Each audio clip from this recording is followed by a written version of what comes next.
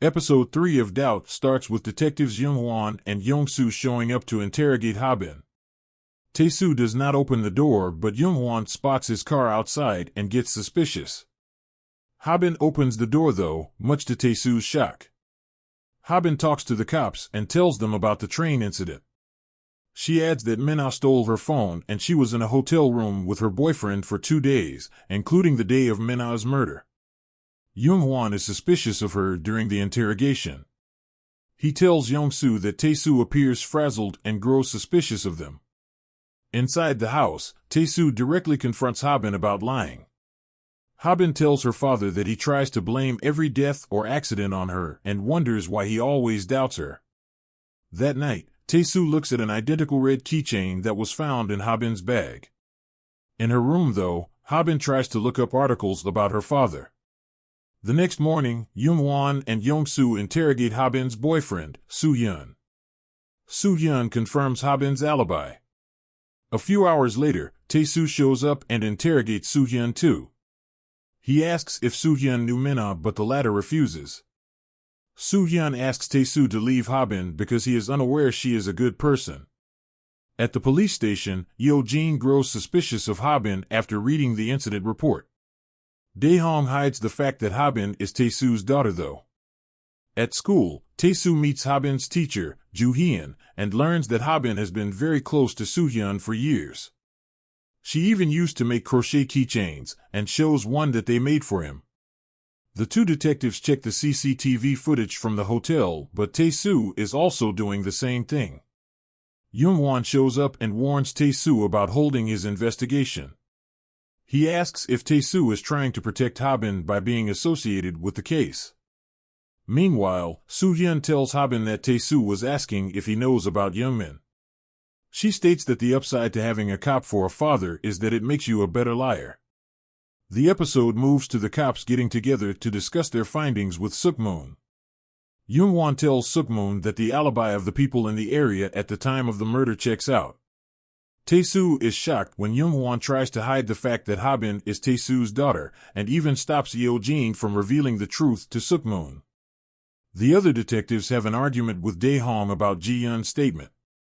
Young-won stops them from fighting amongst themselves and asks him to bring the other runaway kids who were living with Min-ah, Young-min, and Ji-yeon. Young-won and Young-soo wait outside the house to arrest Young-min. Young-soo wonders why Young-won tried to protect Tae-soo in front of Suk-moon. Young-won states that as much as he hates Tae-soo, he trusts that the man would not tamper with evidence for his benefit. Just then, the two detectives notice Young-min's neighbor, Sung-hee, walking back home with her son Do-yoon. Yoon-soo wonders how Sung-hee had a middle school-going son when she's so young herself. Meanwhile, Ha-min is at a safety locker space as she tries to unlock a space without knowing the correct pin. Despite several tries, she can't open it up.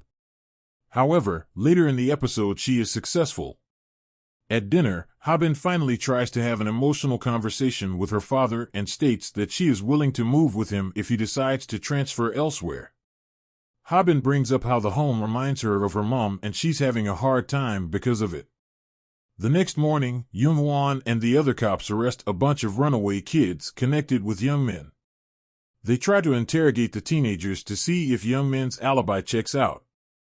Tae-soo tells Yo-jin and Dae-hong that they should interrogate the kids individually to see if they have any weak links. Tae-soo is going to remain out of the interrogation due to the obvious conflict of interest. The profiler trio start interrogating the teenagers and discover that they have negative things to say about Min-ah. Tae-soo also notes that the kids have identical narrations of Young-min's alibi. They conclude that the kids may have rehearsed these details to make sure Young-min is free of doubt. Dae-hong talks to Eun-jin as she seems like the weakest link among them, picking her nails anxiously. He uses empathy with Eun-jin, which makes her reveal that Young-min was not at home like he stated during his interrogation. The cops search for Young-min, who's hiding in Sung-hee's house. Sung-hee asks Young-min to cooperate with the cops, but he gets aggressive and tries to choke her. Do-yoon shows up just in time to save her, but Young-min locks the door, eventually slipping away. Coincidentally, Tae-soo tells the group that the crime seems to have been committed by not one but two people. The body was dismembered and a hole dug at the same time. After revealing this, Tae-soo tells the others that he's thinking of transferring. Outside the station, Tae-soo gets a call from the man whose car is parked right outside the rear exit of the hotel where Ha-bin was with Soo-hyun. After inspecting the dashcam footage, Tae-soo is shattered to learn that Ha-bin escaped the hotel room on the night of Min-a's murder. Tae-soo shows the footage to Soo-hyun and he confirms she did leave that night and doesn't know Ha-bin well as he moved to the school quite recently. Ha-bin's teacher, Jun-tae, tells Tae-soo that the Soo-hyun he was talking about was a female student who recently dropped out of school. He adds that Soo-hyun and Ha-bin were very close and shares Soo-hyun's address with Tae-soo. Tae-soo visits the place and finds Soo-hyun's drunkard father there. The man states that Soo-hyun ran away from home and often got into trouble because of Ha-bin. Meanwhile, Ha-bin's boyfriend tells her about Tae-soo's recent interaction and leaves her with a new keychain, different from the one she uses in her bag. At home, Tae-soo brings up the keychain and tells Ha-bin that he is not going to move until he finds the real culprit. Ha-bin leaves to go back to her room. Meanwhile, Young-min finds Ji-yeon in a hotel room and beats her up for trying to flee. He goes around looking for the bag in various storage lockers, but of course Ha-bin has it now. That bag is full of cash. The next day, Ha-bin asks Tae-soo to drop her off at the library. She wishes him luck and leaves to go inside. However, once Tae-soo leaves, Ha-bin runs off to the train station where the cops are at. Eo-jin and the cops learn that Young-min is at the station and rush there to arrest him, just as Tae-soo submits the keychain as evidence. Tae-soo tells Dae-hong and Eo-jin that he would like to interrogate Young-min, but there is chaos at the station. An investigative officer tells Young-won that they're booking Tae-soo for bribery. After looking inside his car, the officer finds an envelope of cash and Tae-soo is then suspended until the investigation is complete. Tae-soo wonders who made the report against him and suspects Ha-bin as she got in his car early that morning. Eo-jin and Dae-hong try to interrogate Young-min but fail to get him to reveal anything. Tae-soo goes back to his desk when Young-min recognizes him. Eo-jin is alarmed to learn that Young-min knows Tae-soo. The forensic inspector tells Tae-soo and Young-won that the DNA from the skeleton was found in the keychain. He adds that both cases were linked, leaving Tae-soo shocked as the episode comes to an end.